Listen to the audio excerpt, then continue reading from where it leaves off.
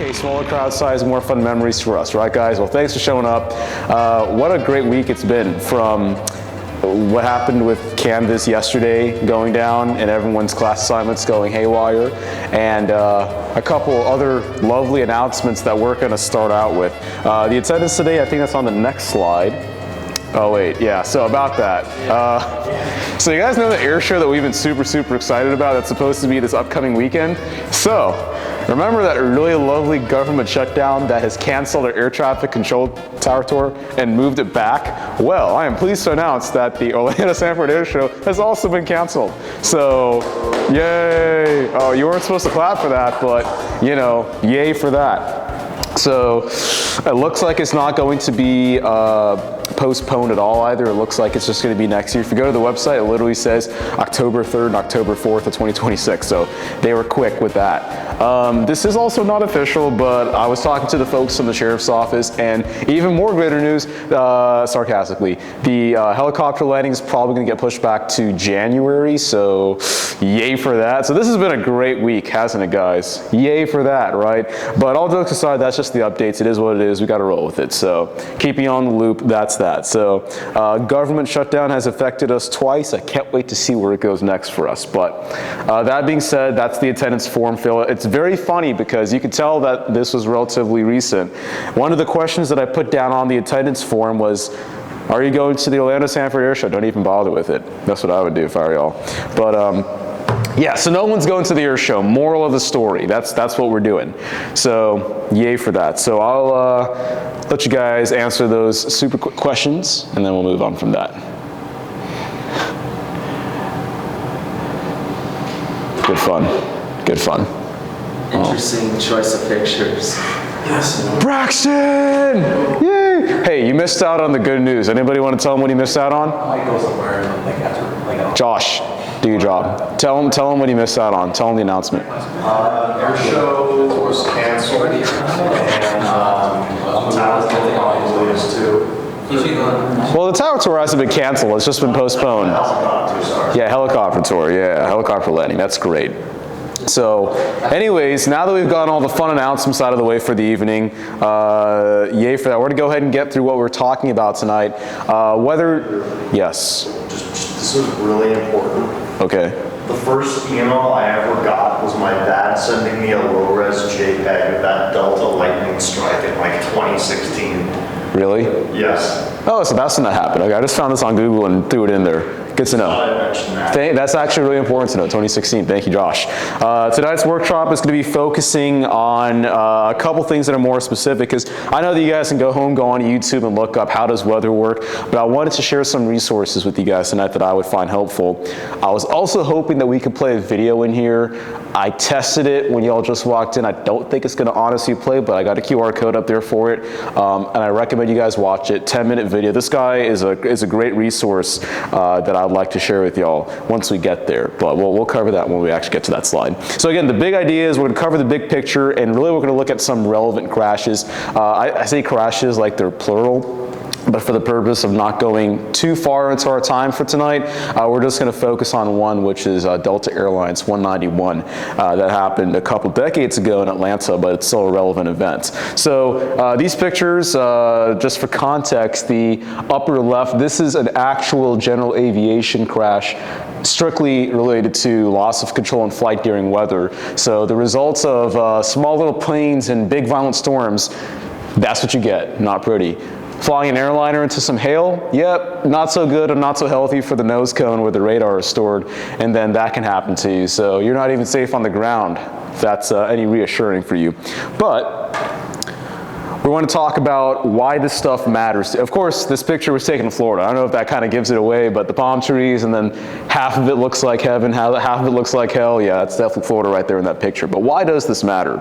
Well, when we look at the stats, this QR code, if you do care to scan it, was released by the FAA in May, I believe, of this year, earlier this year, and it shows the leading stats for crashes and accidents in general aviation specifically. And what we've found is that there's a couple things on that list, and what you'll find is that number 5 is weather-related accidents and weather-related incidents. And you would think in 2025, when we have all of these great technologies at our disposal and at our fingertips, like radar, air traffic control, we have all sorts of sophisticated surface-based equipment at airports, such as low-level wind shear detection and things of that nature. You would think that these are going to be a thing of the past, but nope, absolutely not. It's still more common than we would like to admit, and it's one of those things where it's going to be a common hazard. No one's ever going to take a flight where, you know what, today the weather is not a, okay, you say that when it's a good day, but what I really mean is that weather is always going to be a factor. That is what I'm trying to get at. And the important part is that it can always kill you.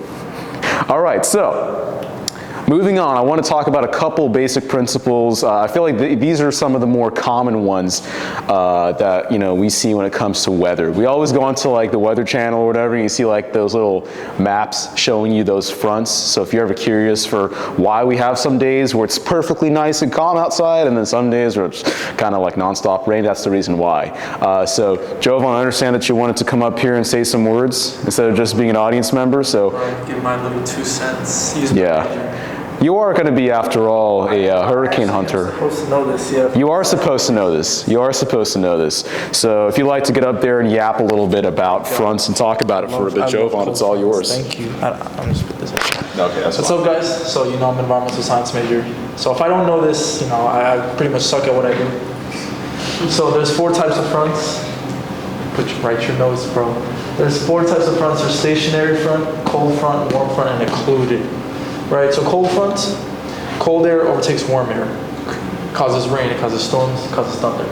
Warm front, warm air overtakes cold air, high and low pressure. Essentially, warm fronts create small levels of precipitation and just cloudy conditions. Now, a stationary front is when we have these two, locked in combat. Neither one wants to budge. So that just gives us a little bit of tame weather conditions, a little varied, nothing too crazy. And then we got occluded fronts. Now this is hell on earth. This is when they're fighting and we get a lot of rain, we got a lot of thunder, and we get really bad weather conditions that you do not want to be flying. Next slide. So again, a front can be defined as the boundary between 2 air masses with different temperatures and humidity. They're lifting zones. Rising air equals clouds, rain, and instability. Who would have thought? And then, again, I just explained these over here, cold fronts. Cold air just forces out warm air, showers, weather moves quickly, on and on and on. I pretty much covered this beforehand. And then for a better picture of the types of fronts, here we can see a cold front where the cold mass is pushing the warm air up, causing the direction of the front to move. And you see cold air, this is a warm front. The warm mass is pushing the cold air, causing the direction to go this way, and so on and so forth. Awesome. Thank you, Jovan. One thing I want to add in terms of the fronts is if you guys have ever had, we have thunderstorms come through Florida on a pretty frequent basis, but one of the easy ways that you can tell if it's a cold front or a warm front without having to even pull out your weather app and go and look at the chart is just to see how violent. Like if something goes through and it's super quick and super violent, I guarantee you almost 9 times out of 10 that was a cold front that just passed through. So as far as the relevancy and all that kind of stuff, that's what you want to bear in mind. Do these types of fronts automatically guarantee or mean that a flight might be, like airliner flights that is? Does that mean that they're automatically grounded, they're not going to fly? No, not necessarily. But again, if it's a front that's, if it is a front that is going to cause more severe types of weather, then possibly. Also, I don't know why that just happened. That was not a part of it, guys. Okay.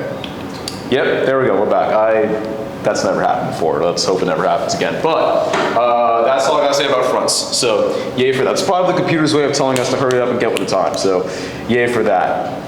Okay, cloud types. Here's the deal. As far as I'm concerned, nobody in this room, at least for the next couple of years, is going to have to really be so worried about what's up here, although I wish. We're more concerned about this stuff down here, which is fine. That's what you got to do, right? So we're going to focus on what matters and what's practical, right? So whenever you see stratiform clouds, or anything that's more stratified, more flat, we tend to not be worried about those types of clouds. Now, anytime you see cumuliform, those puffy looking clouds, they accumulate, right? This is all Latin stuff, so they accumulate, they're cumulus clouds. Those are the puffy looking cotton ball clouds that we see lower to the ground in Florida. That's pretty typical. 99% of the time, that's what you're going to see. Whenever you see that it's nothing but clear and you see those high altitude cirrostratus clouds, you have the nice weather. That's what we've been having, I think, recently, right? More common than not. That's the kind of stuff you might see with more calmer weather. But for the better part in Florida, you typically see these cumulus clouds. And specifically, whenever it's in the summer, they tend to develop into what we call a towering cumulus cloud.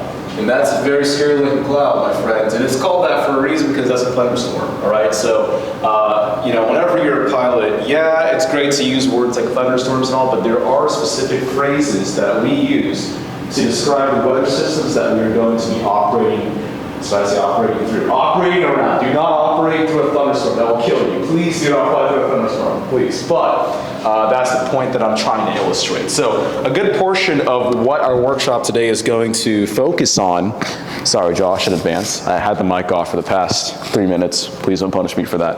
I know, I'm sorry. Anyways, a good portion of what we're talking about today has to do with that. So just to recycle some slides from the past workshop or two about weather stuff, because, you know, who says you can't recycle your own material if you made it? Some professors apparently, but I don't believe in that. These are some slides that we had done talking about how weather specifically is going to be used throughout your flight. So there's those different types of resources that we can use during our departure and our destination phase of flight. So at the airport, we have measurements taken specifically, and that is put together in the form of a METAR, also in the form of a TAF, a terminal area forecast. And we can look at that to get ideas for what's the weather in terms of the wind, in terms of the cloud coverage, and any types of special conditions that might be going on around the airport. And then there's also the picture, if you will, that we can establish for our flight once we're en route. And then, of course, looking at your big picture.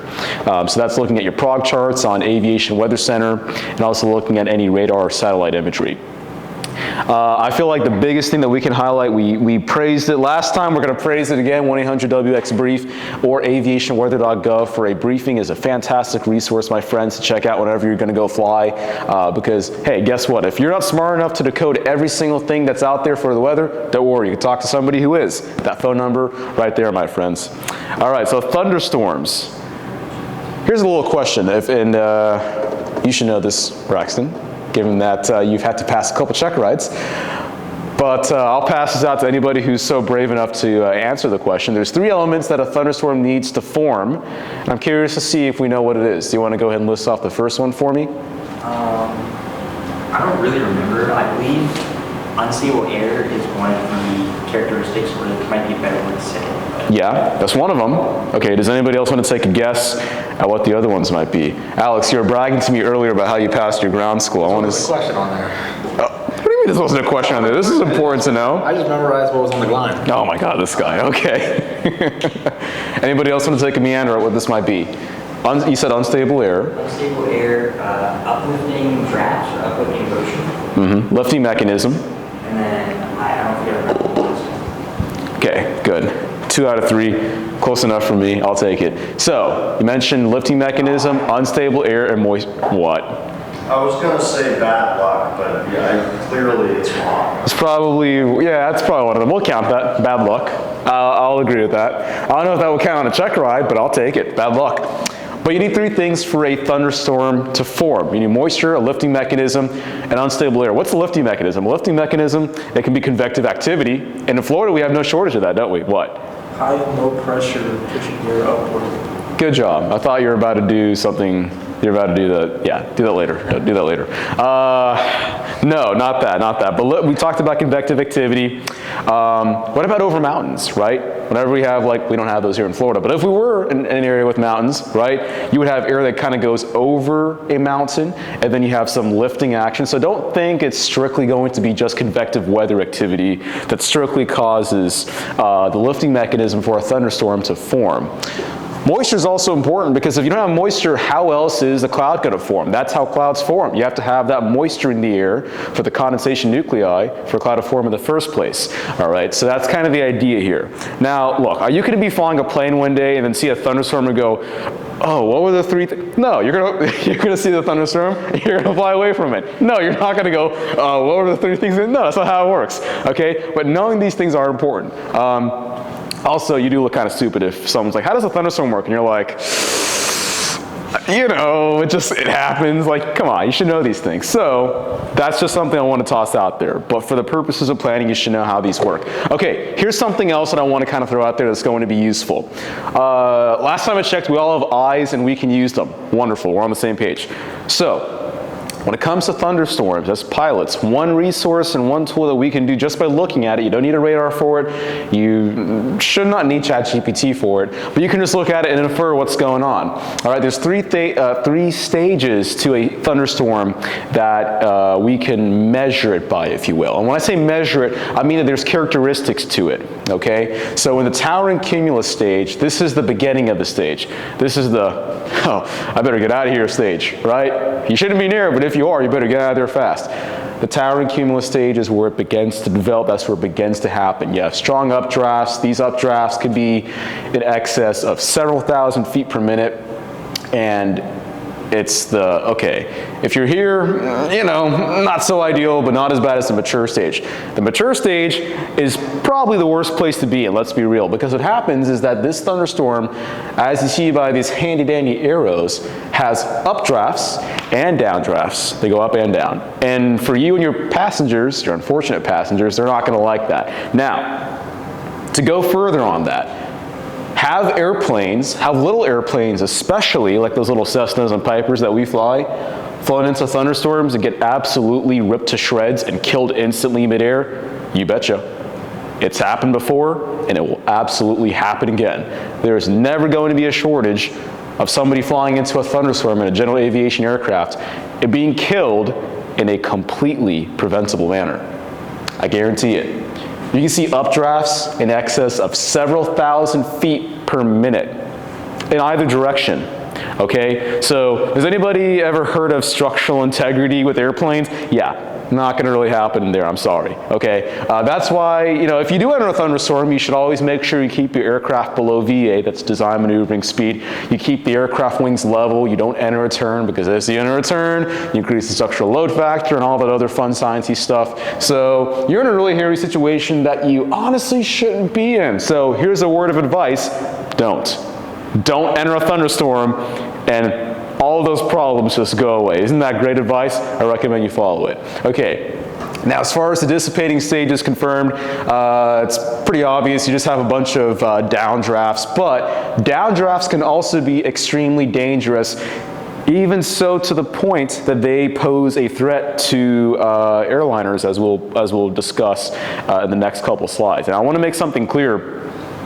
Don't get the idea that thunderstorms are only a danger to small planes and they're perfectly fine for thunderstorms are bad either way. But I want to make this this point because the specific air crash that we're going to be examining today involves something with a downdraft. And we'll talk about the specific type of downdraft later on in the presentation. But that's the gist of a thunderstorm. Another thing that this image does not convey that I do want to show you guys, or at least tell you guys, is if you ever walk outside and you ever see those, and you guys, by show of hands, if you've ever seen it, yes. If you haven't seen it, no. You ever see like those anvil-shaped clouds that kind of flattens out? Anybody ever see those? Hands up, hands down? Yes? Okay, if your hands haven't gone up, you haven't lived here in Florida long enough, I'm going to guess. But they're pretty common. You should see them, or you don't look up enough, one of the two. But that's what you're seeing. You're seeing a mature stage thunderstorm where the upper level winds are flattening out and creating that anvil top that we stereotypically see in the mature stage of a thunderstorm.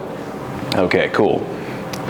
All right, here's the good thing with Florida thunderstorms. Especially in the summer, they're almost like clockwork. Okay, it's pretty rare to wake up and go, wow, it's 7 a.m., there's a thunderstorm. It doesn't really happen that much. It typically happens later on towards the day. It could be as early as 12 to 1 o'clock. It can be later on like 3 or 4 o'clock. But that's the reason why flight schools don't block their flights typically later on in the day. That changes around the winter months, which is sweet. But for the better part, we typically see these things happen in the later afternoon in Florida for the majority of the year.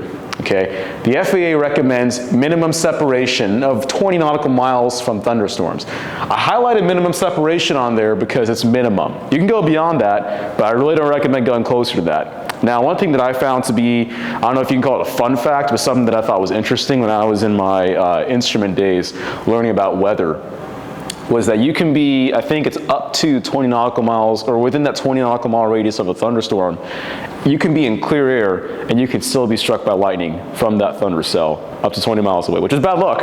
I mean, I don't know how to really explain that, like, oh, we're fine, and you get like zapped by lightning and Zeus, you know, wakes you up. But anyways, yeah, a little fun fact for you. 20 nautical miles is the minimum recommended separation. We tend to see, except for during fronts, that these thunderstorms will work out in isolated cells for the better part.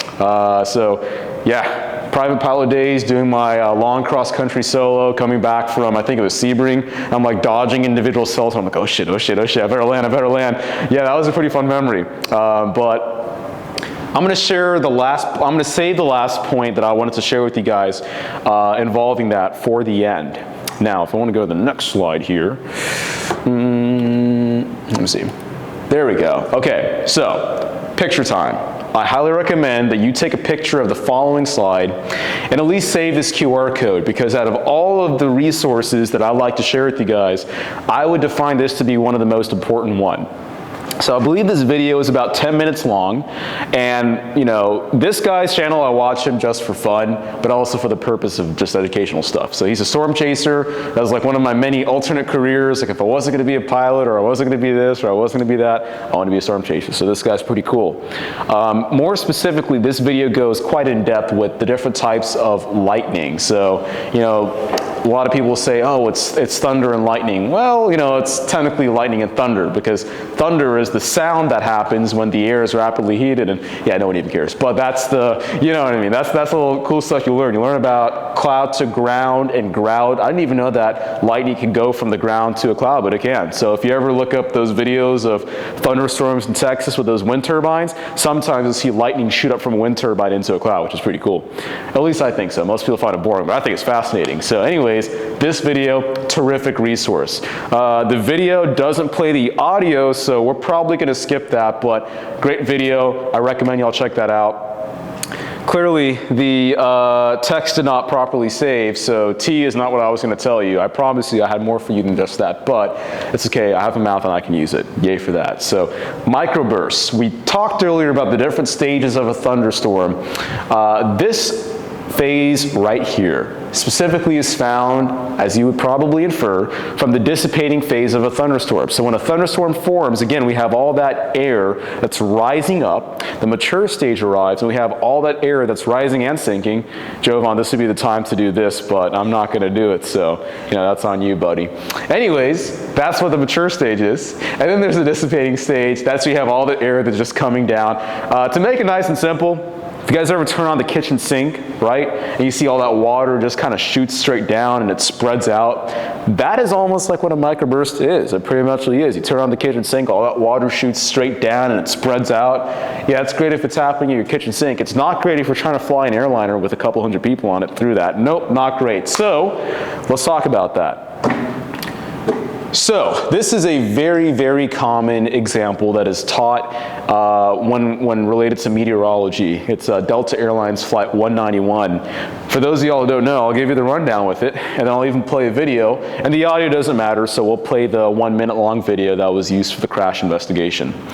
So, what happened was they had this, I wish I put it in the text, but it was a Delta L-1011 TriStar tri-jet aircraft, super cool plane. They were flying on approach into Atlanta. And they knew that the weather in the area wasn't very good, all right? I also want to preface what I'm about to say with the fact that a lot of the current procedures and policies that we have, even in the airliner world, are based off of this exact event right here. Okay, and if you so care, there's a really great lecture on YouTube, it's like 30 to 40 minutes long, at the American Airlines Flight Academy, where they examine this exact aircraft incident in depth. And it's a it was an old video from the 90s, still a fantastic review and breakdown of the incident, in my opinion. So they were on approach, they encountered this thunder cell on the approach path, and yes, there were reports of these types of weather conditions being not so ideal, nothing too crazy, but what the pilots and the passengers were in for was a little bit more than they had thought. So the jet had descended through a developing microburst right at the wrong moment, okay? Mind you, other airplanes right before them in the approach sequence had landed successfully at Atlanta with no problem. The weather wasn't good, but they landed just fine at Atlanta with no problem. So what happened here, and I probably should go back to the prior page to better help illustrate what happened with these folks, but let me actually do that instead of just saying it. What happened is, as they entered it, the pilots, remember, you're flying in the soup, you're flying in the clouds, you can't see what's going on outside. You just have your instruments, and you have your airspeed, your sync rate, and all these other parameters to watch for. So as you enter the microburst initially, what's going to happen is that your airspeed's going to go up. All right, so your airspeed starts to go up, and all right, well, airspeed, we're going a little too fast, pull back on the power, put the nose down, and that's fine if that's a normal approach. Not fine if you're about to enter a microburst, because what happens right after that is you enter the middle of it, where you have this rapid drop of all this air on top of you, just coming straight down. So as you pull back on the power, and as you put the nose down, close to the ground, mind you, now the air is like, oh, you want to go down? Hey buddy, I got you. And you're like, oh, that's not good. So that's what happened. And here's the kicker. As soon as you get out from directly beneath it and you emerge on the other side, now you're closer to the ground, you're low on airspeed, and you have a tailwind. So now you're going even more slower. Oh, why don't you just turn out of it? Remember, remember how I gave that analogy of turning on the kitchen sink and all that water goes down and out? Think about it. If you're at the center of this microburst, no matter where you go, it's a tailwind. No matter where you go. So you're screwed really, really badly in case you can't get it. So that's basically what happens here. After they had entered that microburst, the conditions were extreme enough to the point that the aircraft, even with maximum thrust in this condition, it, I don't want to say impacted, but it contacted the ground, okay? It didn't turn into a fireball quite immediately, but it impacted the ground. They went across a highway, because, of course, and then they struck a fuel farm at the airport, and the airplane blew up and went into flames. So definitely not a pretty outcome. So the good news is that from this, we had developed more advanced radar imagery and procedures regarding weather, and air crews, especially in the airline world, are more specifically trained for these types of incidents, because we saw that even, oh, well, I'm in an airliner, this can't happen to me. Yes, it can happen to you, and Delta 191 is proof of that. So again, I don't know if it would have played the CVR. Yeah, you could probably hear it through the speaker, but whatever. You don't want to hear that. It's pretty crappy audio. I wish I would have just played on the room speakers. But you can see they're descending. We have all these different parameters here. This was played for the air crash investigation. So we have a wind vector over here. You can see the control column inputs, the angle of attack, EPR, that's the engine pressure ratio, and then the airspeed is shown all the way to the right. So they're doing pretty good. They're maintaining their glide slope, going through 800 feet. And now here's where things start to get a little more hairy. So see the angle of attack, we see the power coming up, so they're giving it all they got. We're watching the airspeed fluctuations, and look at that, 700 feet. They're following the glide slope down, and I don't know about you guys, but that's not how an airplane's supposed to be on final. Absolutely not. And we can look at the wind vector going crazy. Look at that sync rate, right?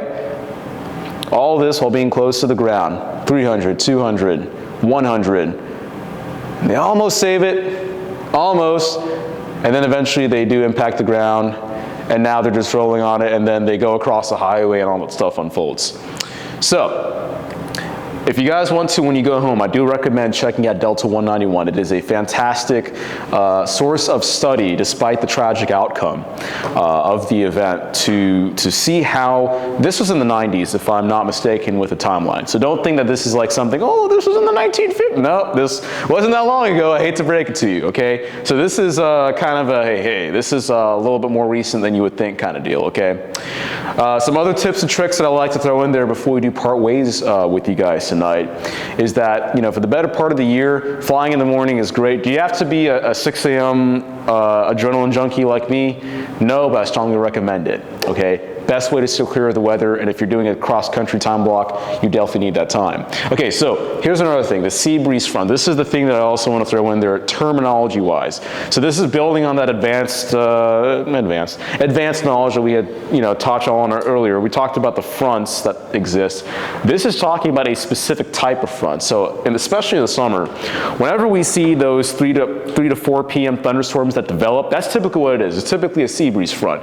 What happens is the air from the Gulf and the air from the Atlantic, they typically meet right over our heads, mind you.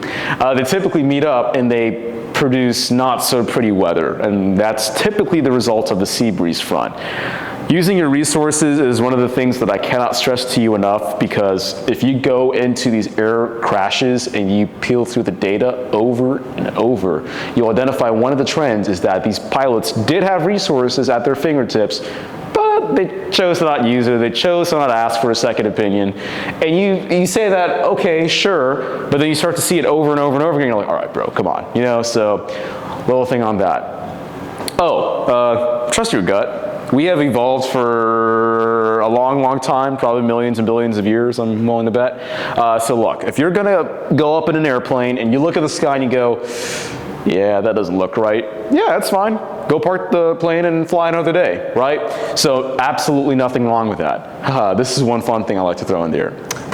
EFB radar. So this is a check ride. Will you ask that, Braxton, for your private and commercial, or was it instrument check ride?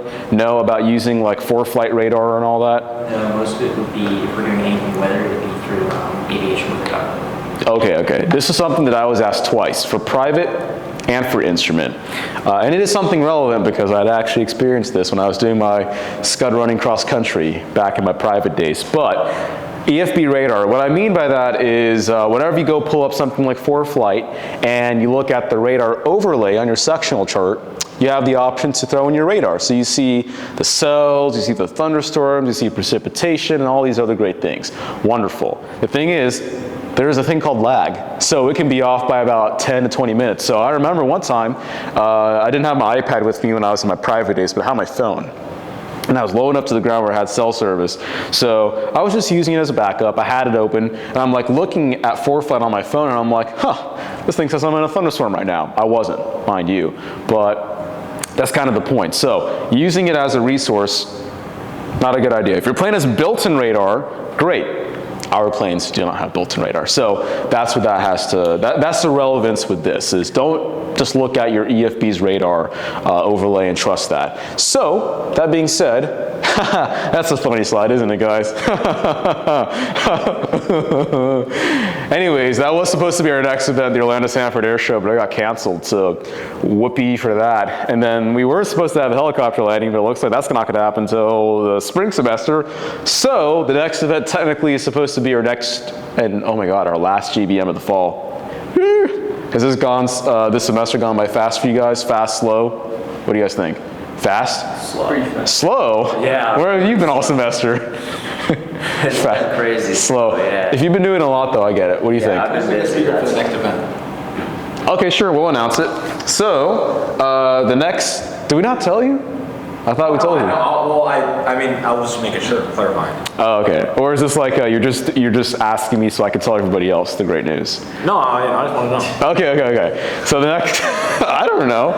Anyways, the next guest speaker of the event, I don't know how Waleed managed to pull this off, but we got the assistant chief pilot for JetBlue's Orlando base to show up for our events. So don't miss it. It's going to be November. Josh, is it November 4th? Yeah. I don't even think you believe that answer. Okay.